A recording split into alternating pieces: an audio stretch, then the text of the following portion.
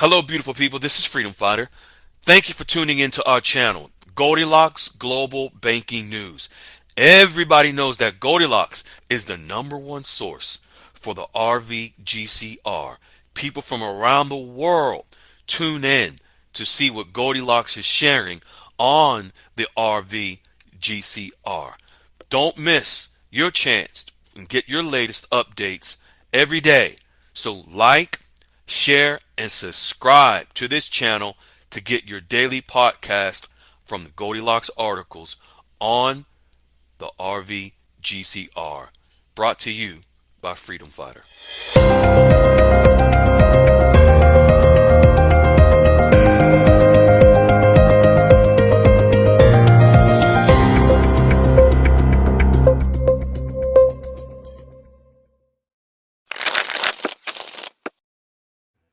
All right, fine, folks. Hey, folks, this is Freedom Fighter. Welcome to Saturday Night Dialogues. It is November the 22nd, 2025, and we have a very detailed, very jam-packed call tonight. We have a lot of information that we have to go over, so I'm going to get on into the call, get it kicked off. First, we'll start out with some prayer. Father God, thank you for always waking us up, blessing us in our right mind and sending us on our way. We thank you for allowing us to be here one more time to help the people, to bring forth your message and your word and your light in the midst of darkness. We thank you for each and every person that in some way, shape, or form, the discernment kicks in. They're able to make the best decisions that are right for themselves and their family with this investment. And we ask, Father God, for you to even give grace and mercy to those who are not using discernment. We ask that you still continue to just be you and give them the grace and the mercy that they need, even when we as humans don't do it for them. Father, we ask you for your grace and your mercy upon us and all that we do in our daily lives. We ask you to cover everyone. We know we have many people that are traveling with their families and doing different things. With the holiday season coming up, we ask that you keep everyone safe and sound from any hurt, harm, or danger. And we ask you to cover every last person. In your precious name we pray. Amen. All right, folks. Real quick to some quick announcements. Goldilocks QFS Dialogues Room, as you know, is a read-only room. And, of course, that is where you can find all of the articles that Goldilocks post from the original Goldilocks room into the Goldilocks QFS Dialogues room. Also, that is where you will find the history of where many people were able to establish relationships with their actual bankers through the 8 steps, which are there in the room. You can click search. You can search and find all of the wisdom that Wiley has dropped in the room, myself, and many of the members as well who have come through the QFS Dialogues room, and they've gotten set and sorted. That is where you can go. All right, then we have Dee's room. Dee drops articles from around the globe on the global financial system as well. You're more than welcome to join Dee's room. Then we have Goldilocks Global Banking News, which is the daily podcast where we bring forth the Goldilocks articles in a podcast form and audio so that you're able to listen no matter where you are. If you're driving on the road, you're somewhere out and about, you can listen to the podcast and get caught up to date on exactly what is transpiring. Make sure you like, share, and subscribe. Turn your notifications on to the channel so that you don't miss anything that Goldilocks is bringing forth every day. The Goldilocks Global Banking News is now over 2.2, going towards 2.3 million views, with over 80 countries around the world that there are viewers that are tuning in. All right. And so tonight, like I said, we are going to touch on Goldilocks. I'm not sure, probably not a lot of people pay too close attention to some of the information that Goldilocks provided this week regarding Iraq. Is very, very important. And it's a little sneaky of what Iraq is doing. And I think that you all should be aware of. Pay attention, extra attention tonight.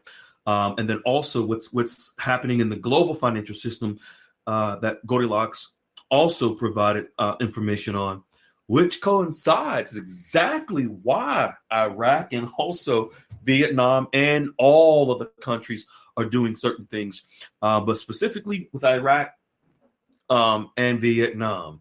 And so we're going to touch on that. We're going to bring you, as always, the receipts and show you the actual information direct so that you are completely aware. And as you are aware, you will never hear my opinion coming from Goldilocks or any one of us, but it will always be the facts with the receipts that you can verify for yourself.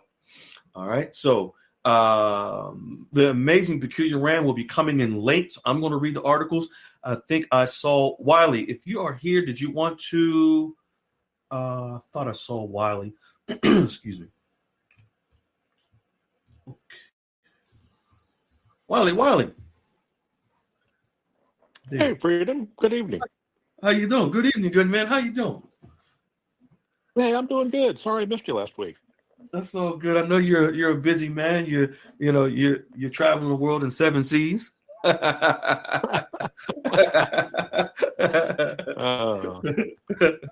You doing good? I'm doing good. You ready to break this down for everybody tonight? Yes, sir. All right. Let's get to it. All right. Let's get rocking and rolling. All right. Real quick. All right. Thank you.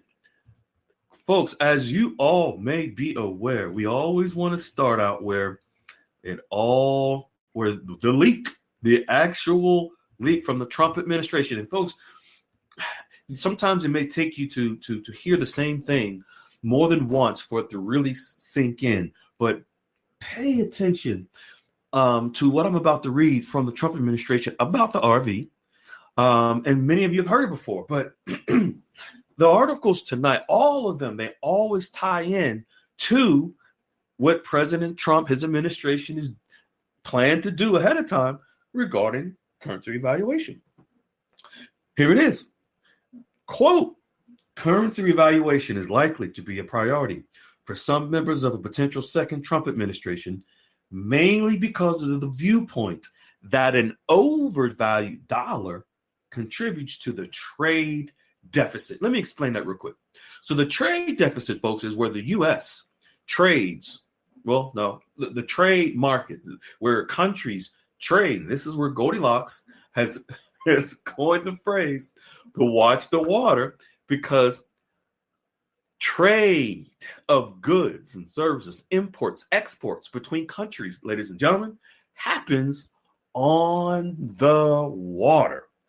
And where do currencies move because of how do these products get moved and shipped around the world? Folks, you see these trains and that ship products, ship cranes all over the world to the ports, and from the ports across borders to other countries and onto planes.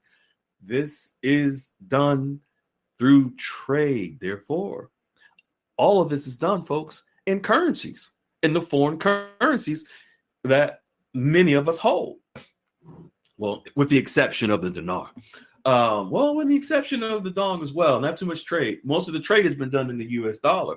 But Goldilocks has always stated that in order for the RV to happen, we must watch the water, because it will be on the water through trade that currency values will change. So when the Trump administration says that that currency revaluation is likely to be priority of the second Trump administration, and for reference, this is an article from April of 2024. But it says currency revaluation. So let me just rephrase that. The revaluation of currency, the RV, is likely to be priority of the members of this potential second Trump administration, mainly because of the viewpoint that an overvalued dollar contributes to the trade deficit, meaning that the dollar has been so strong for so long in global trade that it has caused the U.S. to lose money, therefore creating a trade deficit. Why? Because these countries around the world, They used the dollar mainly in trade and not their own currencies. So what it did was it created for those other countries to profit more in the U.S. to lose. For example, with Vietnam. Last year, they made $123 billion in profit in trade with the U.S., but the U.S. lost $123 billion. That's a deficit. So think Vietnam and think of many of the other countries, same thing, that their countries utilized the dollar more, so they devalued their own currencies, and therefore it created a deficit with the U.S. Many of the previous administrations, they were fine with this because, of course, there's ways for them to make more money for themselves. But as we all are aware, Trump is make America great again. It's about us first as a country. So this deficit, President Trump knew that he had to do something about it. What would he do? Tariffs. Where's tariffs? On the water. Through what? Trade. And the weakening, it continues, but the weakening of the dollar can have more of the far-reaching consequences.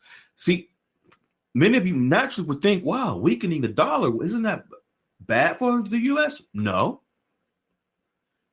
Not if because you have a president that knew how to create tariffs with other countries to make profit from these other countries, even though the dollar's getting weaker.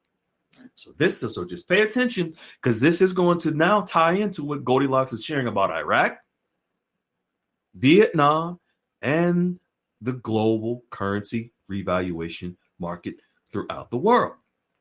So I hope that sunk in with some folks who may have heard it before, but I took a little more time this go around to explain it so that you understand it. Now, let's go right into this very, very next, speaking of the weakening of the dollar. And then we're going to see how currencies are getting stronger as the U.S. dollar is getting weaker, and the dinar, the dong, and other currencies and countries are preparing for it. Here we have de-dollarization is real, with gold as the anti-fragile anchor, propelling. And when you think of de-dollarization, that's just the weakening of that's just another way, folks, of saying the weakening of the dollar, because countries are dropping the dollar, moving away from the dollar, because the dollar is getting weaker. This is all strategy by the Trump administration. De-dollarization is real, with gold as the anti-fragile anchor, propelling emerging market currencies towards stronger, more autonomous footing. Folks, do you know that the Vietnamese dong is an emerging market currency? So is the Iraqi dinar. So when this is saying is de-dollarization, or the weakening of the dollar, is real, with gold as the anchor, propelling the dong, the dinar, and other emerging currencies towards stronger, more autonomous footing. This is all strategy that is happening. See, this may confuse some people when you've constantly heard that there was going to be some sort of, switch that was going to be flipped, and you're thinking, well, where's the switch if all this is happening? Well, that's because this is the truth. This is the facts of how this happens, not the foo-foo about a switch. Okay, so where have you seen the Trump administration explain that there was a switch? It says that this is happening because of the trade deficit and the overvalued dollar. It says currency revaluation is likely to be a priority to the second Trump administration because of the U.S. dollar being overvalued.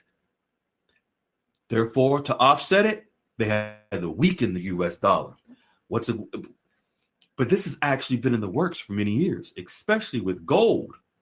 With gold as the anchor, whereby countries are moving towards gold to back their own currencies like the dong, like the dinar, and others, so that they will no longer need to utilize the weakening U.S. dollar for trade. Now let's get into Iraq and what they're doing as far as their accession to the World Trade Organization.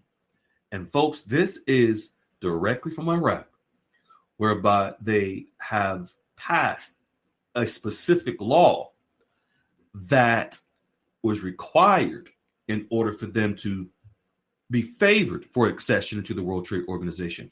This was on November the 16th, where this particular law went into effect. It says Prime Minister's financial advisor, Mohammed Salah, announced cabinet approval of the First Amendment of the Commercial Agency Regulation Law. This law was in force since 2017, but they amended it. They made some changes and corrections to the law, and because it was actually a recommendation of the Oliver Wyman consulting firm, which is the consulting firm from the WTO, to Iraq to help make sure that they would have favorable accession to the World Trade Organization. Key goals: it ends monopolies on certain devices and consumables. Well, what are devices and consumables? Where are these devices and consumables? Where are they transacted? On the water through trade. It enhances competition, transparency, and contract standards between foreign firms and local agencies within Iraq. It mandates higher quality warranties and after-sales services on goods going in and out, shipping in and out of, exporting out of Iraq. Digitized registration via Ministry of Commerce for better tax and oversight. And it goes on to the benefits. These proposals listed are not characteristic of a pure market force economy and trade. Instead, Goldilocks is stating, they represent a heavily regulated interventionist approach that uses government power to shape market outcome. Iraq is not in full alignment with the World Bank and international standards just yet, though it is making efforts in specific areas and has achieved some progress. So what this is, folks, is Iraq was given by the Oliver Wyman Company. For those of you who were on the call last Saturday, where I mentioned that the Oliver Wyman consulting firm that has been with Iraq in all of their meetings when they came to the U.S. last August of 2024, when they met with the Treasury Department, the Federal Reserve, Citibank, J.P. Morgan, Ernst & Young, and Standard Chartered. Oliver Wyman, the consulting firm, was with Iraq when they met with the U.S. Treasury and the Federal Reserve, when they went to Abu Dhabi in the spring of 2024. All of this, Oliver Wyman was right there at the table, and every step of the way as a consultant, as a mentor, if you will, for Iraq. This was one of the regulations that they made sure that Iraq had passed, because they knew that this was something that the World Trade Organization required of Iraq in order to eventually have a favorable recommendation into the accession of the World Trade Organization. I'll continue. While Iraq has adopted certain international standards, Goldilocks is stating, particularly in banking and extractive transparency, it still faces challenges in areas like business regulation, insolvency, market competition, and taxation, according to recent assessments. Goldilocks, of course, says, watch the water. Folks, this is something that Iraq, with the Oliver Wyman consulting firm as their mentor, as the actual consultant for the World Trade Organization. Remember, all of the countries that are existing members of the World Trade Organization, it is the Oliver Wyman consulting firm that consults with them. And they are lockstep and key mentoring Iraq on what they need to do for proper accession. And we all know, well, most of us, I would imagine, are aware that it's pivotal for Iraq to gain accession, full accession into the World Trade Organization, so that the Iraqi dinar can fully become international. They are going through every step by Oliver Wyman. And there's some other matters very good that we're going to touch on here shortly that Iraq is doing for their accession, but also that Iraq has done to connect to the international banking system. And all of this, as well, was recommendations of the Oliver Wyman Company also. But now we're going to get into Vietnam. Because Vietnam, and it's amazing because for those of you who have been following Goldilocks, you would see Iraq and Vietnam apparently seems to do the same things at the same time as far as preparing their currencies and their banking systems for stronger currencies in the international market. Now here we have Vietnam. Vietnam was just in the United States meeting in Washington, D.C. between November the 12th and November the 15th for their last final negotiations for the tariff negotiations. Folks, the tariff negotiations is trade. Remember, currency evaluation is likely to be priority of the second Trump administration, large in part to the overvalued dollar and the trade deficit. Goldilocks, again, over the last 6 years, has said over almost 4,000 times, wrote almost 4,000 times, that trade on the water is where the currency evaluation will come. Now, Washington, D.C., November 18th, Vietnam's Minister of Industry and Trade. Listen to that title. Vietnam's Minister of Industry and Trade held talks with the U.S. under Secretary of State for Economic Growth, Energy, and the Environment during a visit to advance the fifth round of negotiations on a reciprocal bilateral trade agreement. You see how this keeps coming up when the Trump administration mentions that currency evaluation, how's it going to happen? The trade. And I know some of you like, can't be possible.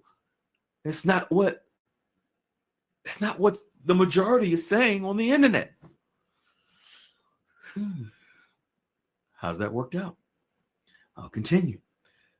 The Minister of Trade for Vietnam, strategic priority on high-tech cooperation with the U.S., aligning with the nation's, meaning Vietnam's, comprehensive strategic partnership with the United States that was established in 2023. He highlighted Vietnam's ambition for science and innovation-driven growth, targeting over 10% annual GDP expansion in the coming decade. With AI, advanced technologies and ecosystems and development. Now, this next part is very telling. Vietnam, folks, during these trade negotiations with the Trump administration, they specifically asked and put it in writing a formal request from the Trump administration to recognize them, meaning recognize Vietnam as a market economy. For many of you that have been following Goldilocks, you know how significant this is. Folks, a market economy. See, currency rates are determined through supply and demand in the open financial markets. So, for example, Forex trades in the trillions, currencies trade in the trillions daily. Did you realize it's through supply and demand? Rates don't just, someone doesn't sit behind a desk or at a table with a cigar and a glass of Jack Daniels in a restaurant and says, we're going to just arbitrarily, we're just going to tell you the world what the rates are today for the rates of the currencies. Folks, it doesn't happen that way. Trillions daily in the open market, financial markets, through supply and demand, is how rates change every day. Just not to the extent of large swings in the rates for us to just go to the banks and exchange. But they do move. But where they really move, how they really move, is through the wealth management firms, which we're going to talk about in a little bit, who are moving trillions of dollars, quadrillions, into the banking system now. And we're going to show it to you. So now what Vietnam did is they asked the United States once again to recognize them as a market economy. And in order for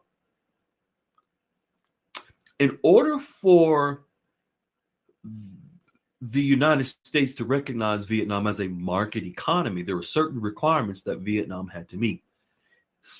Many of them, several of them, they already have, because they had to meet those requirements in order to be included by the FTSE Russell as an emerging market economy for their stock market. Currency exchange values through supply and demand move in the open market, where the market from supply and demand determines the rate. Now with Vietnam, their central bank manages the rate of the dong. But what they are asking the United States is to allow them to be classified as a market economy, whereby the central bank will no longer, the central bank will still manage the rate of the dong, but they will not be able to devalue the rate of the dong. The rate would then be determined, and for its real rate and real value from the open market. So when they're asking the United States, please recognize it as a market economy, what they're saying is we are ready to allow the dong to be set free, and therefore its rate to move on its own and be determined by the open market. This is where the revaluation of the Vietnamese dong will come. But as Goldilocks has consistently shown, folks, it will be through floats, where the rate will float, not a flip of the switch and then the rate is all of these BS rates that have been pumped out into guru foo-foo land for the last 15, 20 years. Because what happened to those rates? What, delays? For 20 years? It just never was, folks. It wasn't even ready at the time. But here we have Vietnam asking, and I'm going to go right into the section where Goldilocks mentions Vietnam urged the U.S. to remove them, meaning remove Vietnam from what is called D1 and D3 designations. These are restrictions, because these export control lists for high-tech items, and to grant them, meaning grant Vietnam, market economy status. That is where they will let the Vietnamese dong go, and for the open market to begin to move the dong to its real value. Again, the Central Bank of Vietnam will continue to manage the rate, but not like they did before. They will, if they are considered a market economy, then they're releasing the reins, if you will. But I'm going to say this. This is not something that Vietnam needs, or we need as investors, in order for the dong to float. The Vietnamese dong, Vietnam's stock market was upgraded to an emerging market status by the FTSE Russell, which is a global institution. That is enough for the dong to begin to move, and it's already moving. If the United States eventually, and I said if, there's no guarantee that the U.S. will, if they recognize Vietnam as a market economy, that's just extra gravy on top of the potatoes. And we got Thanksgiving coming up. That would help the value of the dong to move up even more. So as Goldilocks states, these moves, Vietnam is stating, would enable stronger future collaboration, building on Vietnam's demonstrated goodwill in past trade deals and negotiations. Vietnam, and I can't think of any other term, but the term that I'm going to say, that was a term that I used to hear in the political back in the political back rooms when there were negotiations going on. And in those rooms, if negotiations got to a point where a politician got exactly what they wanted or got all of what they wanted,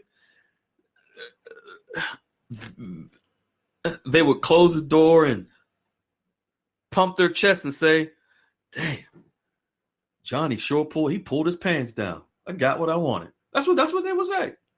What Vietnam did in these negotiations with the U.S., in order for them, meaning Vietnam, to be recognized as a market economy, Vietnam pulled their pants down. They did exactly everything that the U.S. told them to do. Everything that President Trump he wanted, he got it. Remember, he is a master negotiator. His negotiation team are the best. But now, whether or not the U.S. will eventually recognize them as a market economy, only time will tell.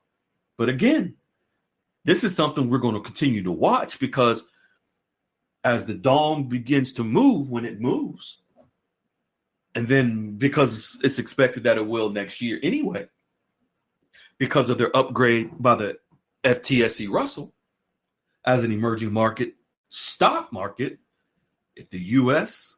recognizes their overall, you see, this is two different things. Their stock market has been upgraded by the FTSE Russell as an emerging market, but the recognition as a market economy by the U.S. is something totally different. It's bigger. I would say bigger. It's just as significant, I would say. And for the value of the dong. But if there were 10 items on the checklist for Vietnam for the U.S. to recognize them as a market economy, they checked off all 10. So I'll continue. Under Secretary Helberg's welcomed Vietnam's proactive stance on AI and tech initiatives, reaffirming U.S. commitment to cooperation in security, energy, logistics, supply chains, manufacturing, semiconductors, and foundational industries. Folks, Goldilocks mentioned this to me early in the week, and this is something that Goldilocks has mentioned in several articles before, the importance of AI and technology, especially in trade and these negotiations. It is artificial intelligence that is the new banking system, the new digital asset-based trading system, folks, that we will have our exchanges in. It's all going to be done with artificial intelligence. Cryptocurrencies, digital assets, the Crypto Clarity Act, the Genius Act, all of the digital and crypto initiatives that President Trump has been pushing, that Congress passed and voted on. It's all technology, artificial intelligence. The new banking system is run by artificial intelligence, because the old system was run by human lack of intelligence, human error, human manipulation of currency rates. This is one of the issues that we've had with Vietnam and all these other countries anyway, where the central banks, meaning the people that run the central banks, the politicians, the finance heads, they control the rates of the currencies. The new system, they will not have total control, because artificial intelligence, the technology, will determine the rates through supply and demand, and what will happen on the water and through the market, through the open market. For example, let's say, if all of the numbers, the fundamentals in the open market shows that the value of, I'm not even going to say a number because people get all funky dunky when they hear numbers and emotional. Let's say if the value of the dong, for example, should be higher than what it is now. I'll just say it like that. What Vietnam's central bank has historically done, meaning when I say central bank, I mean the governor of the central bank and the controllers of the central bank, they manipulate and devalue the dong manually. All they got to do is say, yeah, we're going to keep the dong down so we can keep our exports with the U.S. going up. That's why we have 123 billion in a surplus, meaning Vietnam. So now when they allow the market to determine the value, when they let go and allow the market access, and this is why President Trump in his July post on Truth Social about the negotiations with Vietnam, he said full market access. This is where the market determines the rates. Not some flip it to switch, not some spreadsheet that was put all over the internet in DINAR land by somebody 10, 15 years ago and said, these are the rates because my high level sources and my contacts said this is what it's going to be. Those are all BS rates. Makes no sense. Forex doesn't work like that. No one can predetermine the value of an exchange rate. I know some of y'all just got pissed because you had in your head these numbers that you were told or believed what they should be. When if you only had relationships with the actual bankers who can help you facilitate your exchanges and manage your wealth, you'll probably have more wealth than you originally thought you would if you had a plan. But I know. Most people just would rather just wait for a notification to get their higher rates out of redemption center. Right.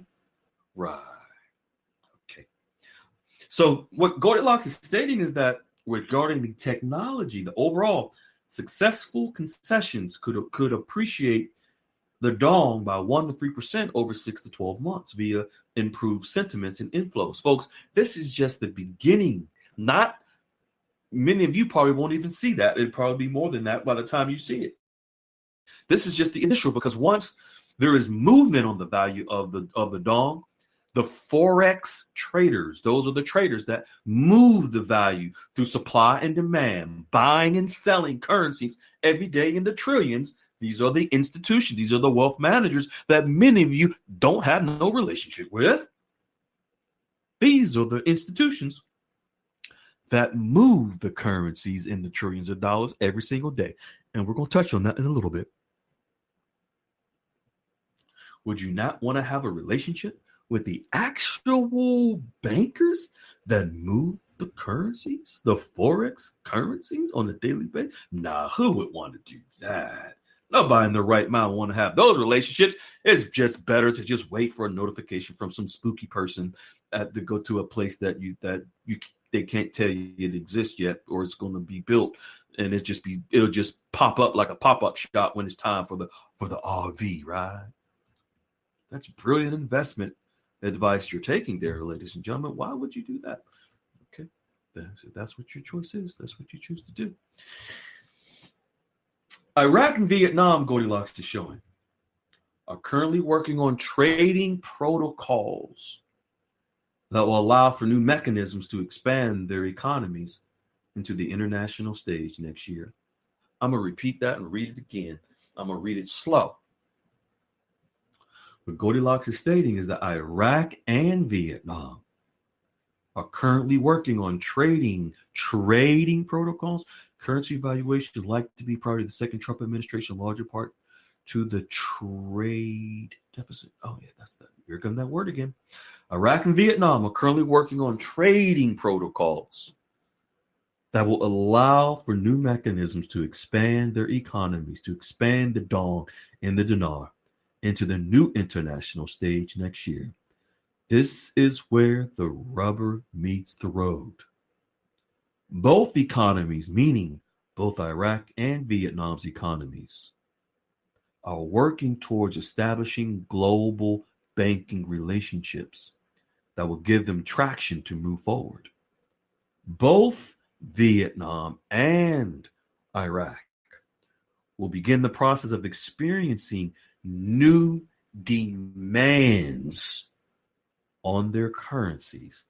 Folks, Goldilocks even showed us in writing from the IMF, the International Monetary Fund, that Forex, the currencies move, the rates move from supply and demand. That's foreign currency exchange 101. How currencies rates are determined is from the supply and demand. Meaning, let me explain that. Maybe some of you are not aware. The demand for the currency in the open market. This is where the market will determine the rates. But this is where many of you, unfortunately, are missing out. You have no relationships with the actual bankers who are the ones who move the rates and move the currencies. It's just the wealth management firms. They are the institutional investors.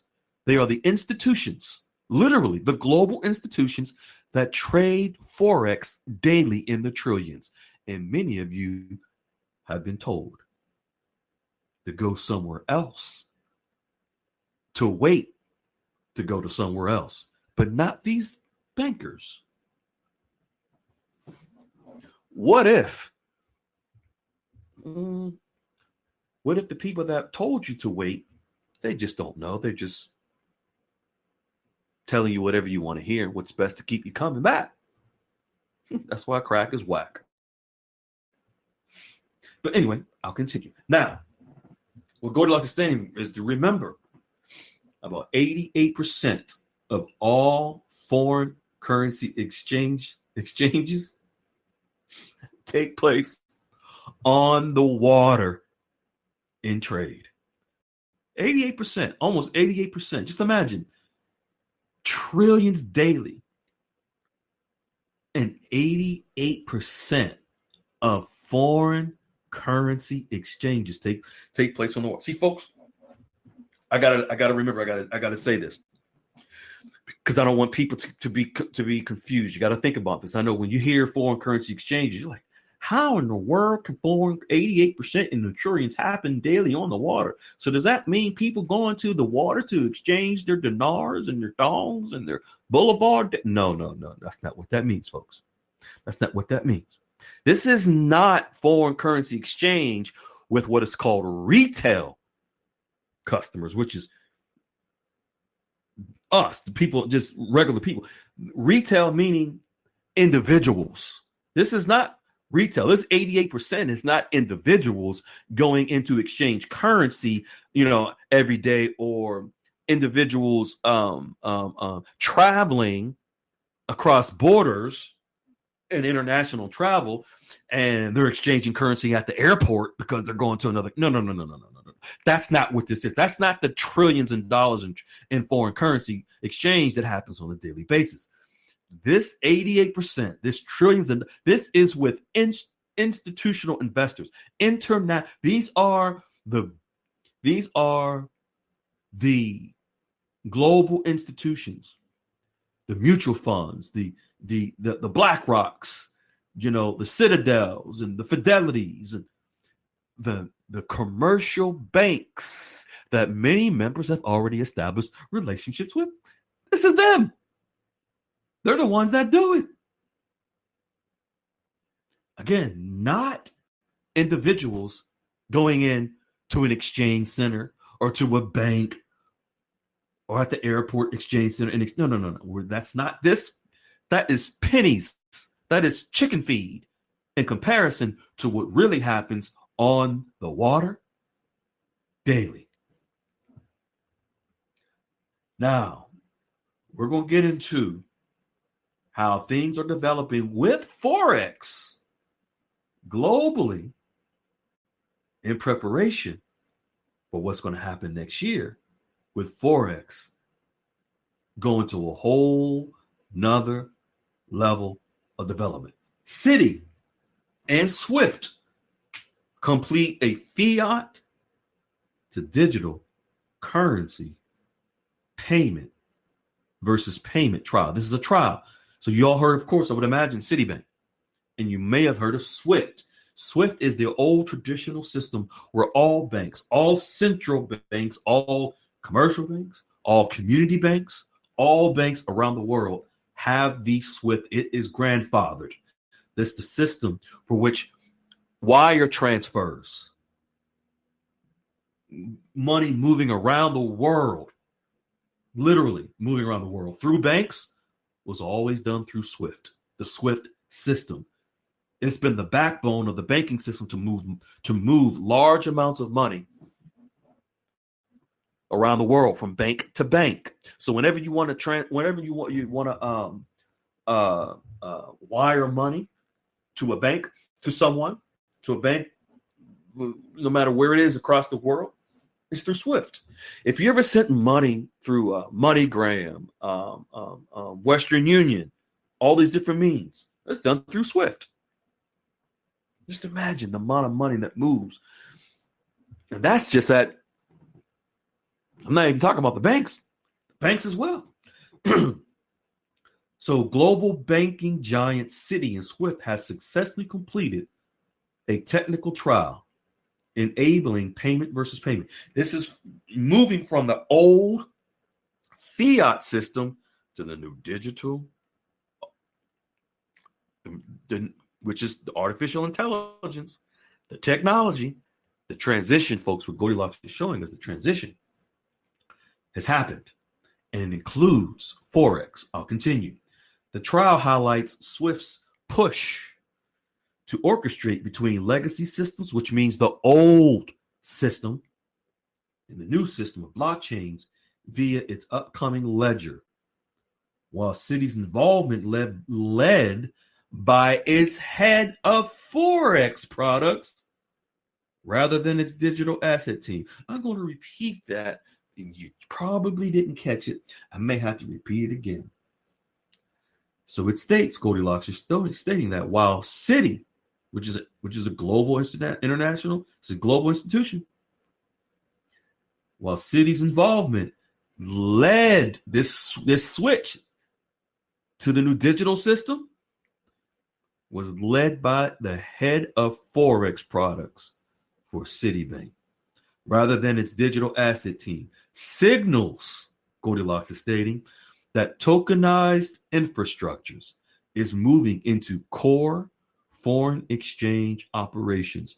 What this means, if I can put this in layman's terms, is that now Forex has been proven to be able to connect, to transact from the old system to the new system successfully. Therefore, currency exchanges in the new system, it's been proven with the new system, the new technologies that are now in all the banks throughout the world. And remember this, for those that you may have forgotten, SWIFT ISO 222, which is the protocol, the digital protocol where all of our exchanges will be done, because it'll be done through XRP. SWIFT has already migrated to the ISO 222 compliance. This is how, one of the reasons why the Forex, foreign currency exchanges, have successfully completed their trial for the new digital banking system. I'll continue. This initiative addresses fragmentation in digital currencies, allowing scalable cross-border payments, which is foreign currency exchanges, regardless of whether recipients use blockchain or traditional rails, meaning whether they use the old system or new system. Citi is advancing its Citi token services, already integrated with its 24/7 USD clearing, and participating in the G7 currency stablecoin consortium. The Citi Swift fiat digital currency trial, described in the article Goldilocks is stating, does not enable or target foreign currency exchange for the retail market. For the retail. Folks, we're retail. Individual consumers or everyday personal forex. This is not that. This is the big money players, the institutions. This is the firms that many of you have your relationships with. And unfortunately, many of you don't have no relationships with these firms. So the firms that many of you have relationships with, they've already tested foreign currency exchanges in the new system. Unfortunately, many of you who don't have relationships, you've chosen to just wait for a notification. You heard about the Hong Kong meetings and the planes flying in the air. You've heard all the guru foo-foo that's been said for the last 20 years, and you keep believing it because you were told if you go to a redemption center, you're going to get high rates, so just wait.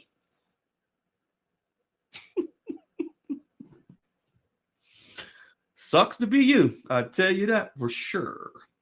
I'll continue. Goldilocks stating this is a technical trial focused on institutional banking. We're going to get into what institutional banking is. If you have a relationship with the wealth manager, you have relationships with the institutional investors, those that moved. Why do you all think, but those that have those relationships, why do you think your firms have been giving you updates through your newsletters and through consistently about what's happening in emerging markets and foreign currency? For those of you who are thinking to wait, what updates are you getting from your redemption center people about foreign currency?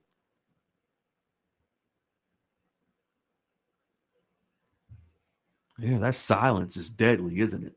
I'm going to continue. Goldilocks is stating this technical trial focused on institutional banking. It adapts Swift's messaging for interoperability between legacy or the old system and the new system. It links, it really connects them, folks. Citi Token Services is explicitly for institutional clients. I'm gonna rephrase this. Citi Token Services is explicitly for wealth management firms and their clients.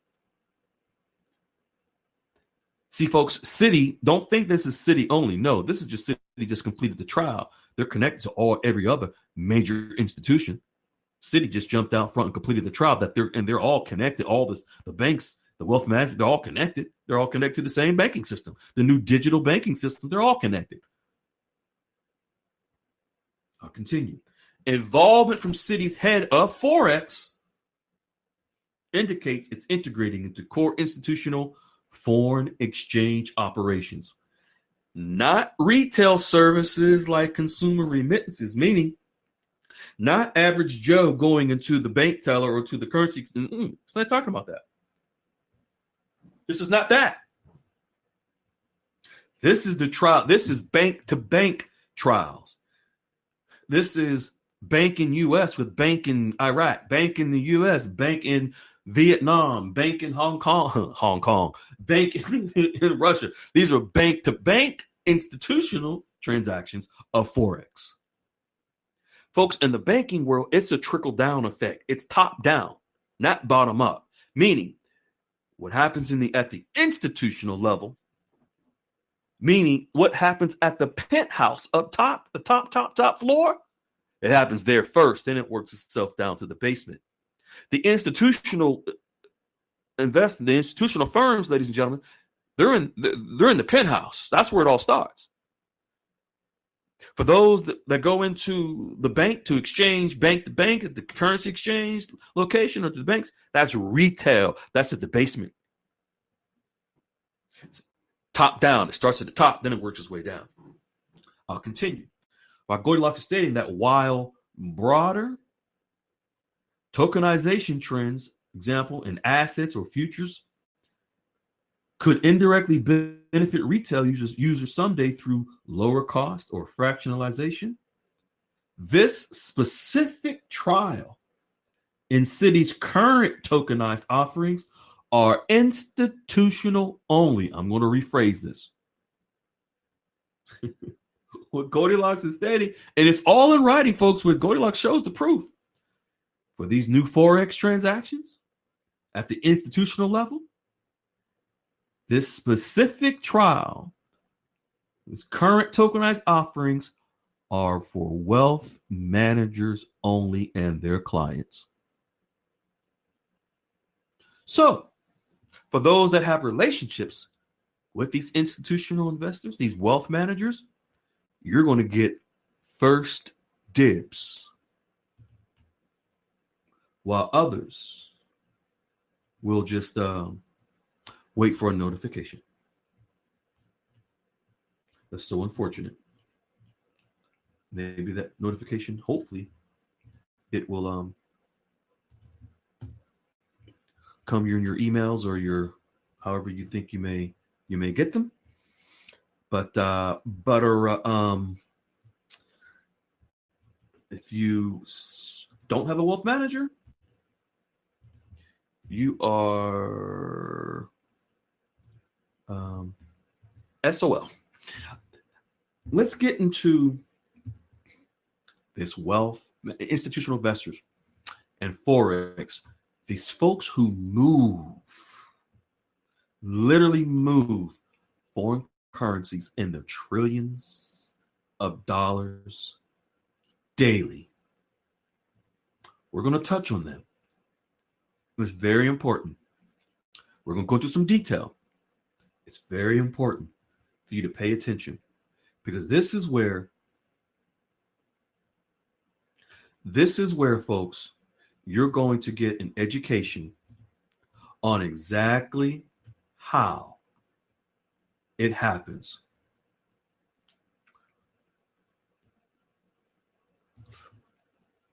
Now, the role of institutional investment, I'm going to rephrase this. The role of a wealth management firm. Folks, they've already done the trials with Forex. The role of institutional investors, the role of wealth managers. These are the institutions. When I say wealth manager, don't think of the individual. Think of an institution, a wealth management firm. The role of wealth managers: an institutional investor buys, sells, and manages stocks, bonds, and other investment securities on behalf of its clients, customers, members, or shareholders. Now, this is very important. We're going to come back to Iraq and what Iraq is doing relative to some of this as well. So, folks, let's say the wealth management firm that many of you have, they buy, sell, and manage stocks, bonds, and other investment securities like currency on behalf of who? Its clients. Who are their clients? You, the people who have relationships with them. But before you, their clients are also major global other firms. For example, broadly speaking, of their clients and their shareholders, there are 6 types of institutional investors. So, folks, in other words, there are 6 types of wealth management firms. These are the folks. These are the real whales. They have unlimited amount of money. I'll continue. Broadly speaking, these are 6 types of institutional investors. Endowment funds. Have you all heard of endowment funds? For many of the states that you live in, whatever state you live in, 9 out of 10, if not all states, have an endowment fund. It's a pot of money that sits within the state of whatever state you live in, and it's money from different the state institutions and the taxpayers of the state. There's money that goes into a pot. That's endowment funds. Commercial banks, mutual funds, hedge funds, pension funds, and insurance companies. These are the six, folks, that institutional investors, wealth managers, these are six types: endowment funds, commercial banks, mutual funds, hedge funds, pension funds, and insurance companies. Institutional investors or wealth management firms face fewer protective regulations, meaning they're not as regulated, they're not as controlled as your regular commercial community banks. They have less regulations compared to the average investors because it is assumed that institutional crowd is more knowledgeable and better able to protect themselves. So just think about this. Endowment funds, commercial banks, mutual funds, hedge funds, pension funds, insurance companies. These are the investors that buy, sell, and manage stocks, bonds, and other investment securities on behalf of his clients. This is trillions and trillions of dollars. And these are the institutions that move Forex, currencies in the trillions daily. Literally, not figuratively speaking, literally. Now, when you hear and you see, because we just showed it to you, who they are, institutional investors, wealth management firms that many of you have relationships with. They invest in bonds and stocks. I'm gonna share something else with you. If someone is willing to follow along, click the link for Investopedia about institutional investors. We're going to show you something about Forex, which includes, of course, all the currencies that many of us hold. We're going to give you a quick education. Then we're going to get back on Iraq because Iraq is connected to this. If you want to click the link and follow, you're going to get a good education.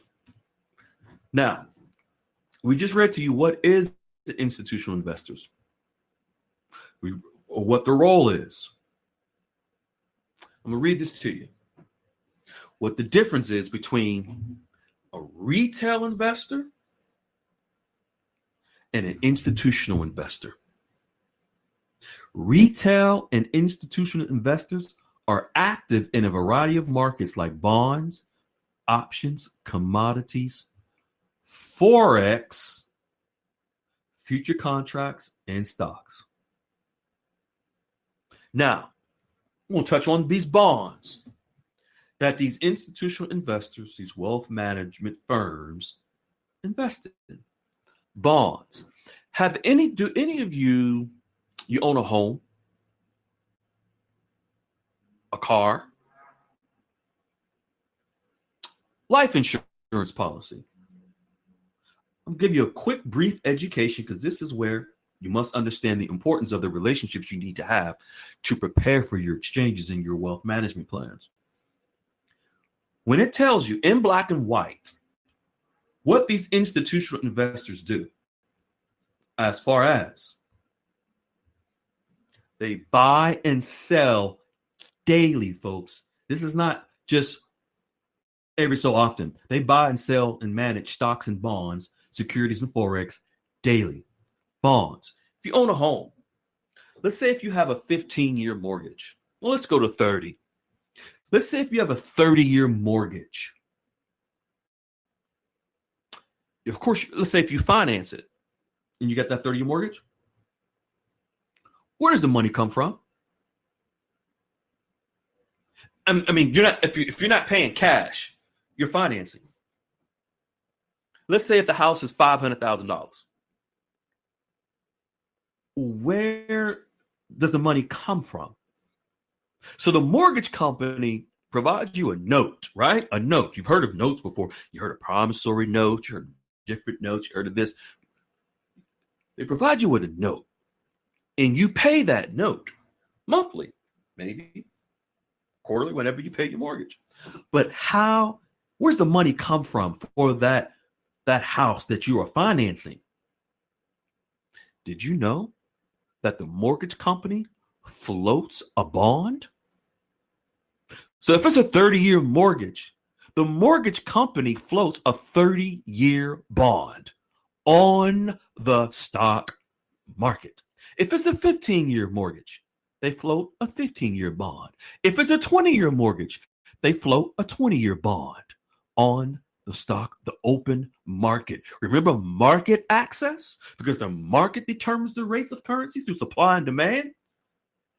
Just like the value of your home is determined through supply and demand in the real estate market. But what do? They float a bond. See, let's say let's use numbers. If the home is $500,000 and whatever your monthly note is, it's going to include the homeowner's insurance, it's going to include your taxes, going to include finance charges, so forth and so on, to pay your note to the mortgage company. Do you know when you sign your name, when you're at the closing table and you finish signing your name and the paperwork goes to the county, and then of course also to the mortgage lender, the mortgage company is paid in advance, boom, that whole value of that home already up front before you make a first payment. Did you know that? I'm going to tell you how it's done. Because that bond they float on the market, it's guaranteed. It's backed by collateral. See, a bond has to have collateral attached to it. The bond can even be collateral in itself. But if you buy a house, if you finance a house, let's say a 30-year mortgage, do you know the collateral is your house? So if you default on that loan, they come and take the house and use the house as collateral to offset the 30-year cost of that bond that they float on the open market. They make money hand over fist over and over again. How? Because if they come and take the house, what do? Put it back on the market for someone else to buy it. And what do? Float another bond. What's the collateral? The house itself. It's the asset. Car, same thing. You got a 5-year note, 3-year note. What does the finance company do?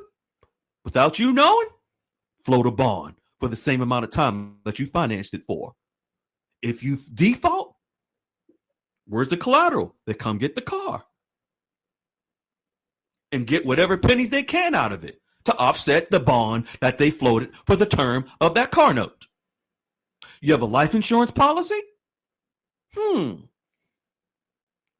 have a life insurance policy. Did you know that when you sign your name on a dotted line and you're approved for that insurance policy, the insurance company floats a bond on the open market, the stock market? This is why all insurance companies, folks, are mutual fund companies, because it's mutual funds and bonds that they float on the open market. Guess what the collateral? Let's say if you have a term life policy, or even a whole life, doesn't matter. Do you know that as soon as you sign your name on a dotted line, no matter what the face value is, if it's let's say if it's 100,000, how do you think that if you have a $100,000 life insurance policy, you pay 1 month premium, and God forbid you die, your family gets $100,000? You've only made one payment. How is that possible? They float a bond for the life expectancy, and it's not always guaranteed that you will live out the term or how long ever. This is why many life insurance policies expire at age 100, because there's a mortality rate for everyone. And there are mortality rates, and mortality tables that every insurance company follows in order to determine the plus or minus when a person is going to die. But what they do is they float a bond. Just imagine you and millions of other people who are paying monthly premiums on your insurance policies. How are they able to afford to pay $100,000, $200,000, $1 million, and a person only pays into the policy for maybe a couple of months? Because there are millions of other people that are doing the same thing, paying into, and they all have bonds that are floated on the open market, but you will never know it.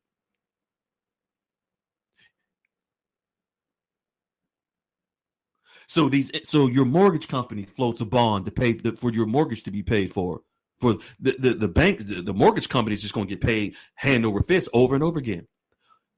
So because your house is the collateral. What's the collateral for the bonds that people, the collectible bonds people are buying on the internet?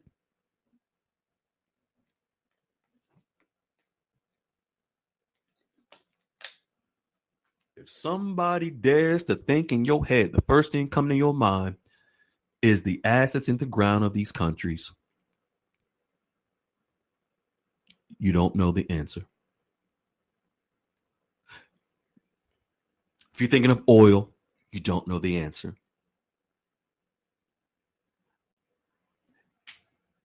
It tells you very clearly an institutional investor buys and sells, manages stocks, bonds, and other investment securities on behalf of his clients, customers, members, or shareholders. Broadly speaking, there are 6 types: endowment funds, commercial banks, mutual funds, hedge funds, pension funds, and insurance companies. Institutional investors face fewer protective regulations compared to average investors because it's assumed that institutional crowd is more knowledgeable and better able to protect themselves. Institutional investors have the resources and specialized knowledge for extensively researching a variety of investment opportunities not open to retail investors. This is under the role of institutional investors. Institutional investors have the resources. Wealth management firms have the resources and specialized knowledge for extensively researching a variety of investment opportunities that the basement investors don't have access to. So if the institutional investors have access to real bonds, real stocks, real Forex transactions in the trillions, but the average person does not have that access, how is the average person able to access trillions of dollars of bonds on the internet?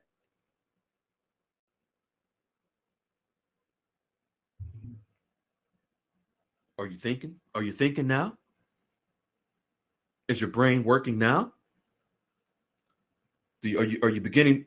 I hope this is something that many of you, and I'm going to drop something in the room because I don't think I have it in there.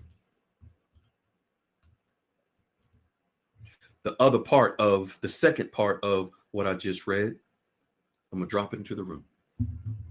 The second part that I just read, I'm going to read it again. The second paragraph: institutional investors, for those following in the room, pay attention. Institutional investors, second paragraph, have the resources and specialized knowledge for extensively researching a variety of investment opportunities not open to the general public, retail investors. I'll continue. Why? Because wealth management firms, which are the big players, the institutional investors, meaning the wealth management firms are moving the biggest positions and are the largest force behind supply and demand in securities markets, which includes Forex. They perform a high percentage of transactions on major exchanges and greatly influence the prices of securities. What are securities? Forex currencies, bonds. So that you mean to tell me the wealth management firms influence these prices? We've been telling you this.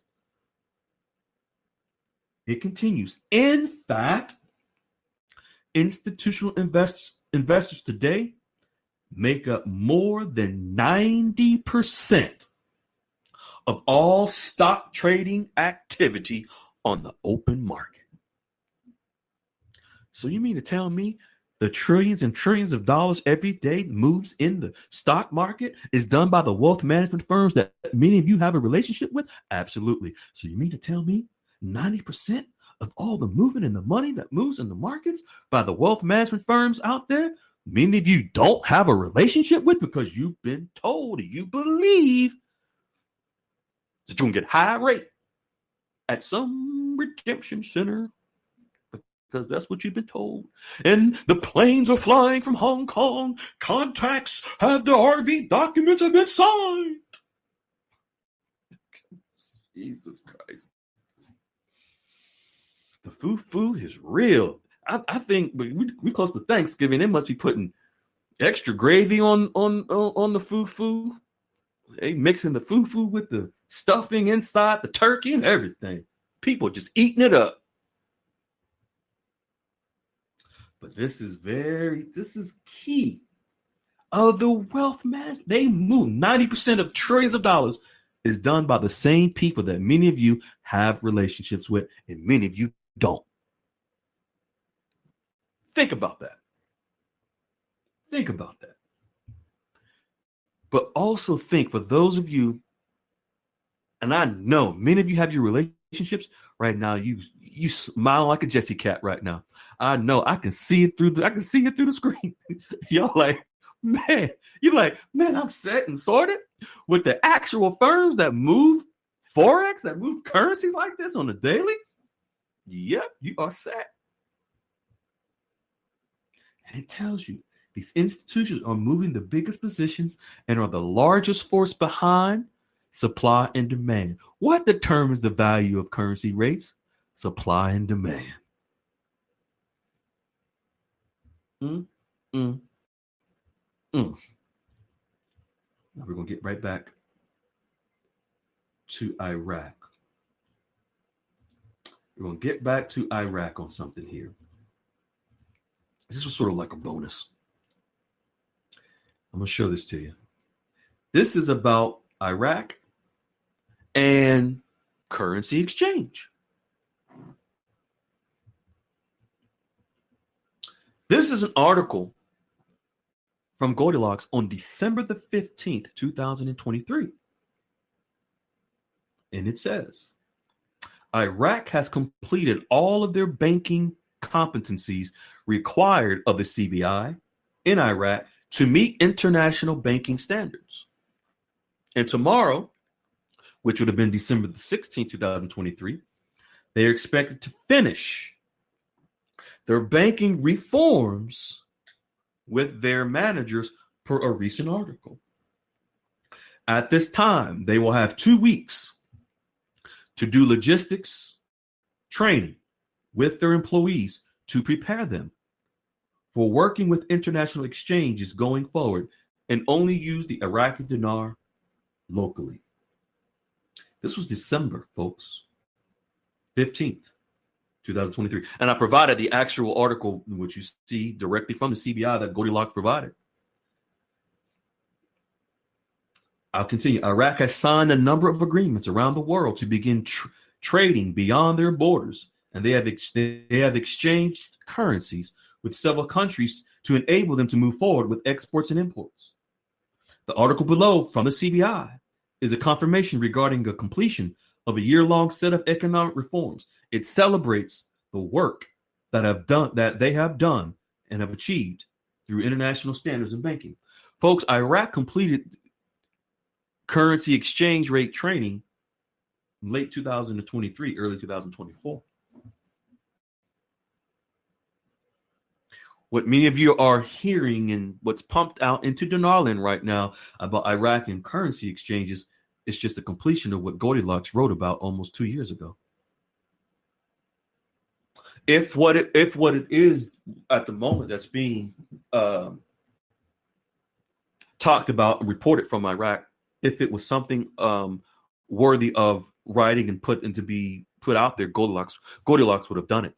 But just so you're aware, the exchange the currency exchanges that Iraq is speaking of now is, as you can see, back in 2023, late December 2023, Goldilocks showed they began the reforms, completed the reforms, and actually began training. Actually, Goldilocks wrote in 2024 about several training, even in 2024, last year, that Iraq completed. They trained their staff and various banks on foreign currency exchanges. We actually did several podcasts about it as well, just so you're aware. So I wanted to share this so that many of you can quell your anxiety of the hype that you're hearing, because if it really was what some may want to make it seem like as it is, and then Goldilocks would have definitely wrote about it. But Goldilocks and I spoke about it earlier, and it was like, this is nothing different than the completion of what Goldilocks wrote about over a year and a half ago. Just so that you're aware.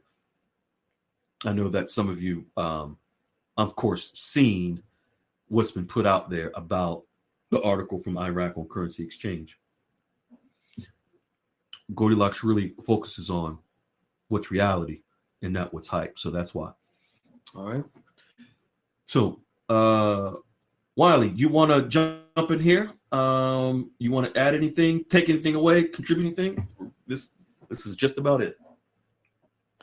Nope. I hope people are starting to understand why we've been teaching about tier one banks, talking about wealth advisories, brokerage firms, and all this for all these years. It matters. Right. I mean, when literally the wealth management firms, they are the institutional investors that move currencies daily in the markets. They make the markets, literally make the markets move, the rates move, everything in the open market. Why not have those relationships? Exactly. Yeah. All right. Let's see. I think what I want to do, well, it's late. I think, well, that's it, Wiley, we're good to go. We can get on out of here and get home, get some rest. Yeah, I'm good, Freedom, if you are. All right. Yes, sir. All right, beautiful folks. Everyone, we love you. We appreciate you. I hope this has added some value to you. Make sure that if you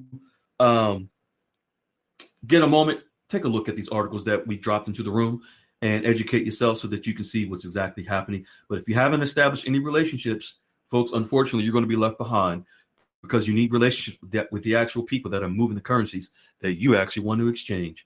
Everyone have a good night. We love you. Be well. And happy holidays. Happy Thanksgiving to all of you. Take care. Bye-bye. Hello, beautiful people. This is Freedom Fighter. Thank you for tuning into our channel, Goldilocks Global Banking News. Everybody knows that Goldilocks is the #1 source for the RVGCR. People from around the world tune in to see what Goldilocks is sharing on the RVGCR. Don't miss your chance and get your latest updates every day. So like, share, and subscribe to this channel to get your daily podcast from the Goldilocks articles on the RVGCR. Brought to you by Freedom Fighter.